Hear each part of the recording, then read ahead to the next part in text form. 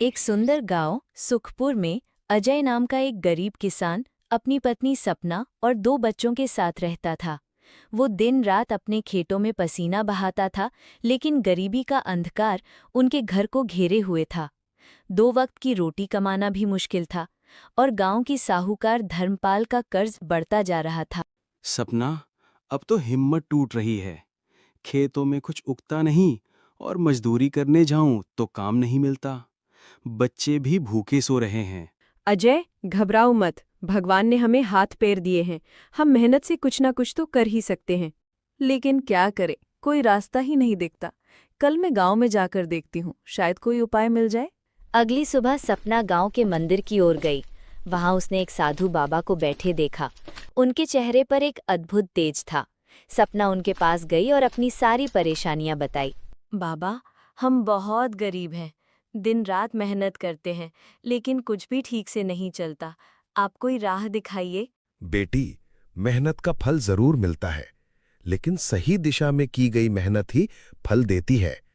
तुम अपने पति के साथ मिलकर काम करो, सफलता जरूर मिलेगी। पर बाबा, हमारे पास कोई साधन नहीं है। साधु बाबा ने अपनी झोली से एक रस्सी निकाली और पास बंधे गधे की ओर इशारा करते हुए बोले, ये गधा अब से तुम्हारा हुआ।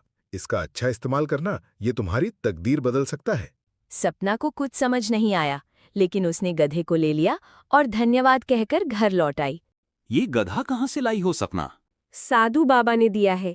कहा है कि ये हमारी तकदीर बदल सकता है। पर गधा लेकर हम क्या करेंगे? जी, हम इसका इस्तेमाल करके लकड़ी बेचने का काम कर सकते हैं। जंगल से सूखी लकड़ियां इकट्ठी करेंगे और बाजार में बेचेंगे। अजय को ये विचार बहुत अच्छा लगा। अगले ही दिन वे जंगल गए, सूखी लकड़ियां इकट्ठी की और गधे पर लादकर बाजार पहुंचे। लकड़ियां अच्छे दामों में बिक गई। गधे की मदद से उनका लकड़ी का कारोबार अच्छा चलने लगा था। अब उनके घर में रोज चूल्हा जलने लगा था, बच्चों के पेट भर रहे थे और धीरे धीरे वे कर्ज भी चुकाने की स्थिति में आ रहे थे। लेकिन गांव का लालची साहूकार धर्मपाल ये सब देखकर जल भुन गया। उसे डर था कि अगर अजय जल्दी कर्ज चुका देगा तो ब्याज से होने वाला उसका फायदा खत्म हो जाएगा। अजय दिन पर दिन अमीर होता जा रहा है। अगर ऐसे ही चलता रहा तो जल्द ही पूरा कर्ज चुका देगा। ये हमारे धंधे के लिए अच्छा नहीं है। तो मालिक, अब हमें क्या करना होगा? हमें कुछ ऐसा करना होगा जिससे इसकी कमाई बंद हो जाए और ये फिर से मेरे कर्ज में फंस जाए। पर मालिक, हम कर क्या सकते हैं? वो तो रोज जंगल से लकड़ी लाकर बेचता है। उसकी कमाई का सबसे बड़ा सहारा क्या है? वो उसका गधा। अगर उसका गधा ही न रहे तो वो लकड़ी ढो ही नहीं पाएगा और उसका काम ठप्प हो जाएगा। तो क्या आप कह रहे हैं कि हमें उसका गधा चुराना होगा?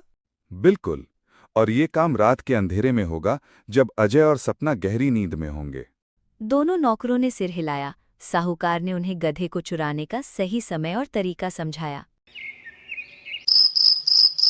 रात के समय में दोनों नौकर धीरे धीरे अजय के आंगन में घुसे। गधा पास के एक पेड़ से बंधा हुआ था और शांत खड़ा था। गधे को चुपचाप खोलना, कहीं ये आवाज करके अजय और उसकी पत्नी को जगा ना दे। हाँ हाँ, लेकिन अगर गधा हिलने डुलने लगा तो? मैं इसके मुंह पर कपड़ा बांध देता हूं ताकि ये कोई आवाज ना करे। वे धीरे धीरे गधे को लेकर बाहर निकलने लगे, लेकिन सपना नींद में भी सतर्क थी। उसे कुछ आहट सुनाई दी और उसकी नींद टूट गई। अजय, उठो, मुझे कुछ अजीब आवाज आ रही है। क्या हुआ सपना? इतनी रात को कौन आएगा? सपना ने जल्दी से खिड़की के बाहर झांका। उसने देखा कि दो लोग उनके आंगन में हैं और गधे को ले जा रहे हैं। जब दोनों चोरों को गीता के जागने की आहट पता चली तो वे गधे को वहीं छोड़कर भाग गए। हमें इन चोरों की शिकायत मुखिया जी से करनी चाहिए। हाँ, तुम ठीक कहती हो, मगर तुम्हें क्या लगता है वे दोनों चोर कौन हो सकते हैं? मुझे तो लगता है वे साहूकार के नौकर थे, पर मैं अच्छे से चेहरा देख नहीं पाई। दोनों पति पत्नी मुखिया के पास गए और सारा किस्सा सुनाया। मुखिया साहूकार का अच्छा दोस्त था, इसलिए उसने साहूकार के प्रति कोई कार्रवाई नहीं की। सपना, जब तक तुम्हारे पास कोई ठोस सबूत न हो तब तक मैं साहूकार को कुछ नहीं कह सकता। साहूकार के नौकरों के प्रति कोई सबूत न होने के कारण मुखिया ने कुछ नहीं किया और अजय और सपना दोनों घर लौट आए। अब वे लोग अपने गधे का और भी अच्छे से ध्यान रखने लगे। वे रात में अपने आंगन में चारपाई लगाकर गधे के पास ही सोते थे। उधर साहूकार के नौकरों ने धर्मपाल को सारी बात बता दी, लेकिन धर्मपाल हार मानने वाला नहीं था। वो कोई दूसरी चाल चलने की सोचता है। सपना, मैं बाजार जा रहा हूँ, शाम तक लौट कर आऊंगा। अगर मेरी सारी लकड़ियां बिक गईं तो आज ही साहूकार के पैसे चुका दूंगा। भगवान आपकी इच्छा पूरी करे, पर जरा सावधान रहना, क्योंकि हमारे गधे के ऊपर किसी की बुरी नजर है। लकड़ियां बेचकर घर जल्दी आना, मैं खाना बनाकर आपका इंतजार करूंगी। ठीक है सपना, मैं तुम्हारी बात का ध्यान रखूंगा। अजय ने गधे पर लकड़ी रखकर बाजार की ओर रवाना हो गया। वहां पहुंचकर वो ग्राहकों को आवाज लगाने लगा। लकड़ियां ले लो, सूखी सूखी लकड़ियां ले लो, सूखी सूखी लकड़ियां ले लो। तभी बाजार में एक ठग खड़ा था जिसका नाम रघु था। उसकी नजर अजय पर पड़ी। इस फटीचर को आसानी से ठगा जा सकता है। वैसे भी ये शक्ल से ही जन्मजात मूर्ख लगता है। यह सोचकर वो अजय के पास पहुंचा। ए लकड़ी वाले, सारी लकड़ियां बेचनी है क्या? बिल्कुल बेचनी है हुजूर, लेकिन आप कीमत क्या देंगे? तुम ही बताओ, क्या कीमत चाहते हो? 2 चांदी के सिक्के हुजूर। सौदा महंगा है। खैर, क्या तुम लकड़ियां जिस हालत में हैं उसी हालत में बेचोगे? बेच दूंगा हुजूर, इसमें क्या मुझे एतराज हो सकता है? तो ठीक है, ये लो चांदी के 2 सिक्के और अपने घोड़े को लेकर जल्दी से मेरे पीछे पीछे चलो। बहुत अच्छा हुजूर। सिक्का लेने के बाद अजय गधे को लेकर रघु के पीछे पीछे चल पड़ा।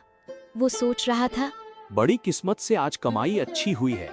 कुछ देर बाद रघु अजय और गधे को लेकर अपने घर पहुंचा। लकड़ियां तुम यहीं छोड़ दो और तुम जाओ। जैसा आप कहें हुजूर। ऐसा कहकर अजय ने जैसे ही गधे से लकड़ियां उतारने की कोशिश की, तभी रघु उसे रोकता है। रुक जाओ, ये तुम क्या कर रहे हो? हुजूर, मैं तो गधे से लकड़ियां उतार रहा था ताकि गधे को ले जा सकूं। अरे बदमाश, क्या तुम्हें सौदे की शर्त याद नहीं जो तूने लकड़ियां बेचते समय मुझे मंजूर की थी? कैसी शर्त हुजूर? मैं कुछ समझा नहीं। मैंने तो आपको 2 चांदी के सिक्के के बदले सारी लकड़ियां बेची। सारी लकड़ियां ही नहीं, बल्कि सिक्के के बदले तूने मुझे अपना गधा भी बेचा है। क्या तूने इस शर्त पर लकड़ियां बेचना स्वीकार नहीं किया था कि लकड़ियां जिस हालत में है उसी हालत में बेचेगा? रघु की बात सुनकर अजय के होश उड़ गए। हुजूर, आप ये क्या कह रहे हैं? मैं बर्बाद हो जाऊंगा। शर्त के मुताबिक अब ये गधा मेरा है। तुझे अपनी कीमत मिल चुकी है, इसलिए तू यहाँ से चलता बन। अजय बहुत गिड़गिड़ाया, लेकिन ठग ने उसकी एक नहीं सुनी। उसने आसपास के लोगों को भी इकट्ठा कर लिया। देख लो भाइयों, इस लकड़हारे की चालाकी। पहले सौदा किया, अब मुकर रहा है और सीना जोरी कर रहा है। लोग भी रघु की बातों में आ जाते हैं। क्या इस लकड़हारे को माफ किया जा सकता है? नहीं, बिल्कुल नहीं हूँ। तो इस गुस्ताख के साथ क्या व्यवहार करना चाहिए? मेरी मानो तो इसे सरपंच जी के पास ले चलो। लोगों के कहने पर रघु अजय को सरपंच के पास ले गया, जो रघु का प्रिय मित्र था।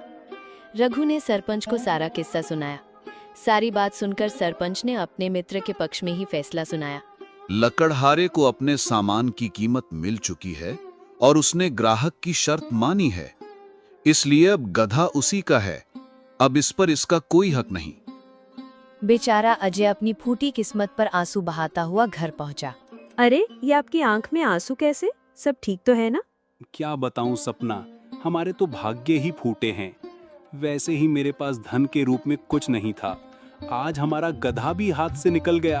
अजय ने सारी बातें सपना को सुनाई। तुम जरा भी चिंता मत करो, सब ठीक हो जाएगा। भगवान के घर देर है पर अंधेर नहीं। दोनों पति पत्नी खाना खाकर सो गए, लेकिन सुबह दुख के कारण अजय चारपाई से उठ न सका। अपने पति की हालत देखकर सपना बोली, लाओ वे 2 चांदी के सिक्के जो तुम्हें उस ठग ने दिए थे। मैं आज फिर से एक गधा खरीद कर लाऊंगी और मैं खुद बाजार में जाकर लकड़ी बेचूंगी। सपना अजय से 2 चांदी के सिक्के लेकर बाजार की ओर निकल पड़ी। तभी उसे रास्ते में साहूकार धर्मपाल मिलता है। अरे सपना, तुम्हारी तो लकड़ी बेचकर अच्छी कमाई हो रही है, फिर तुम मेरे पैसे क्यों नहीं लौटा रही हो? सपना साहूकार को सारी घटना बता देती है। साहूकार मन ही मन बहुत खुश होता है। अरे सपना, तुम चिंता मत करो, तुम पैसे बाद में दे देना। मैं तो तुम्हें इसलिए कह रहा था क्योंकि तुम्हारे ब्याज दिन पर दिन बढ़ते जा रहे हैं और फिर मैं अगली माह से ब्याज को दुगना कर देने वाला हूँ। ये बात सुनकर सपना को बहुत चिंता हुई। वो मन ही मन सोचती है, मुझे साहूकार के पैसे जल्दी वापस करने होंगे, नहीं तो इतना ज्यादा ब्याज मैं कैसे भर पाऊंगी। मुझे कैसे भी करके पैसा कमाना है। ये सोचते सोचते वो बाजार से एक गधा खरीदकर घर ले आई। मैं लकड़ी बेचने जा रही हूँ, तुम खाना निकाल कर खा लेना। ठीक है सपना, तुम जल्दी आना, मैं तुम्हारा राह देखूंगा। सपना ने गधे पर लकड़ी का गट्ठर बांधा और बाजार की ओर रवाना हो गई। अगर वो बेईमान ठग मेरे हाथ लग गया तो मैं उसे सबक सिखा दूंगी। सपना ने आवाज लगाना शुरू किया। लकड़ियाँ ले लो, सूखी लकड़ियाँ ले लो, सस्ते में लकड़ियाँ ले लो। उस रोज भी ठग रघु किसी को ठगने के विचार में बाजार आया था। उसने लकड़ियां बेच रही सपना की ओर देखा। वाह भगवान, आज फिर से मेरे लिए एक शिकार भेज दिया। कल मुझे एक गधा मिला था और आज भी मुझे फिर से गधा मिल जाएगा। ये सब सोचकर ठग रघु सपना के पास पहुंचा। क्या कीमत है तुम्हारी लकड़ियों की? चांदी के 3 सिक्के मालिक। महंगा सौदा है, क्या दाम कुछ कम नहीं करोगी? सौदा 4 सिक्कों में भी आपको महंगा नहीं पड़ेगा हुजूर। लकड़ियाँ बिल्कुल सूखी है, मंजूर है तो बोलिए। ये औरत चालाक जरूर है, लेकिन ज्यादा देर तक नहीं, जल्दी ही इसे सब समझ में आ जाएगा। क्या सोच रहे हुजूर? जल्दी बताइए, नहीं तो फिर मैं दूसरे ग्राहक को आवाज दूंगी। ठीक है, मुझे 3 सिक्के में ये मंजूर है, मगर लकड़ियां जिस हालत में है उसी हालत में तुम्हें बेचनी होंगी। क्या तुम्हें मंजूर है? रघु की बातों ने सपना को हिला दिया। उसने मन ही मन कहा, अच्छा, तो यही है वो धोखेबाज। अब इसे ऐसा सबक मिलेगा कि इसकी चालाकी हमेशा के लिए खत्म हो जाएगी। अरे जल्दी जवाब दो, मेरे पास फालतू वक्त नहीं है। ठीक है हुजूर, बेच दूंगी, पर मेरी भी एक शर्त है कि आप भी मुझे पैसे उसी हालत में देंगे जिस हालत में वो पैसे होंगे। सपना की बात सुनकर रघु चौंक उठा, फिर मन ही मन मुस्कुराते हुए बोला, ठीक है, मुझे ये शर्त मंजूर है। अब देर न कर, अपने गधे के साथ मेरे पीछे पीछे चल। सपना भी अपने गधे को रघु के पीछे पीछे लेकर चलने लगी। बेईमान कहीं का, अपने आप को बड़ा होशियार समझ रहा है। जब बात सामने आएगी तो खून के आंसू रोएगा। ये सब सोचते सोचते सपना रघु के घर पहुंच गई। हुजूर, लकड़ियाँ कहाँ रखूं? अरे मूर्ख औरत, तुमने क्या सौदा किया था? शर्त याद है या मैं याद दिलाऊं? कहा था लकड़ियां जिस हालत में हैं उसी हालत में चाहिए। मतलब गधे समेत मैंने लकड़ियां खरीदी थीं, इसलिए तुम्हारा गधा भी अब मेरा है। चलो इसको अब खंबे से बांध दो। ओह, यह शर्त तो मैं भूल ही गई थी।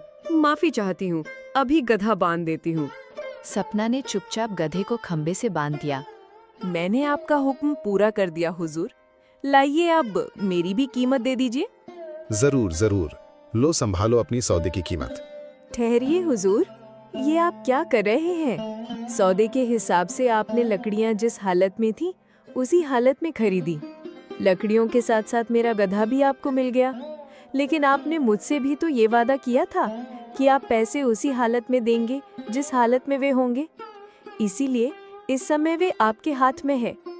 इसलिए सिक्के के साथ साथ अपना एक हाथ मुझे दीजिए। शर्त और सौदे के मुताबिक आपको ऐसा करना ही होगा। लाइए, सिक्कों के साथ अपना एक हाथ भी दीजिए। सपना की बात सुनकर ठग रघु के होश उड़ गए। क्या बक रही है तू? बक नहीं रही हूँ मालिक, बल्कि न्याय की बात कर रही हूँ। आपको सिक्कों के साथ एक हाथ भी देना होगा। तुम्हारी ये मजाल? मैं कहता हूँ निकल जाओ मेरे घर से। ऐसे नहीं मालिक, अब तो मैं यहाँ से अपना हक लेकर ही जाऊंगी। भाइयों और बहनों, मेरी बात सुनो, मुझे इस बेईमान मालिक से न्याय दिलवाओ। रघु और सपना का शोर सुनकर देखते ही देखते आस पड़ोस के बहुत सारे लोग वहां जमा हो गए। सपना ने उन्हें सारी बात सुनाकर अंत में बोली, अब आप सभी लोग फैसला करें कि शर्त के मुताबिक मुझे सिक्कों के साथ साथ इसका हाथ भी मिलना चाहिए या नहीं। लोगों ने भी एकजुट होकर फैसला सुनाया। हाँ, मिलना चाहिए। रघु, कल इसी शर्त के मुताबिक तुमने गरीब लकड़हारे से उसका गधा प्राप्त किया था। आज तुम्हें भी अपने हाथ को इसी औरत को देना होगा। लोगों की भीड़ देखकर रघु का चेहरा पीला पड़ गया। अरे हाथ के बदले मैं तुम्हें एक घोड़ा, तुम्हारा गधा, सारी लकड़ियां और इन सबके साथ 4-4 चांदी के सिक्के भी देने को तैयार हूँ। भगवान के लिए लोगों को इकट्ठा मत करो। अब तो मैं सिर्फ एक ही शर्त पर आपकी बात सुनूंगी मालिक, कि पहले आप मुझे अपना एक हाथ काट कर दीजिए। रघु बहुत गिड़गिड़ाया, लेकिन सपना टस से मस नहीं हुई। आखिरकार मामला सरपंच के पास पहुंचा। सरपंच ने भी लोगों की भीड़ और न्याय की बात सुनकर रघु का पक्ष नहीं लिया। रघु, कसूर तुम्हारा है। शर्त के मुताबिक या तो अपना हाथ काट कर दो या फिर 50 सोने के सिक्के। ये हमारा फैसला है। मजबूरन रघु को सपना को 50 सोने के सिक्के और साथ में गधा भी देना पड़ा। खुशी खुशी सपना घर आई और सारी कहानी अपने पति अजय को बताई। फिर सपना और अजय साहूकार धर्मपाल के घर गए और उसके सारे पैसे वापस कर दिए। इस कहानी से ये शिक्षा मिलती है कि चालाकी का जवाब समझदारी से देना चाहिए, न कि कमजोरी से।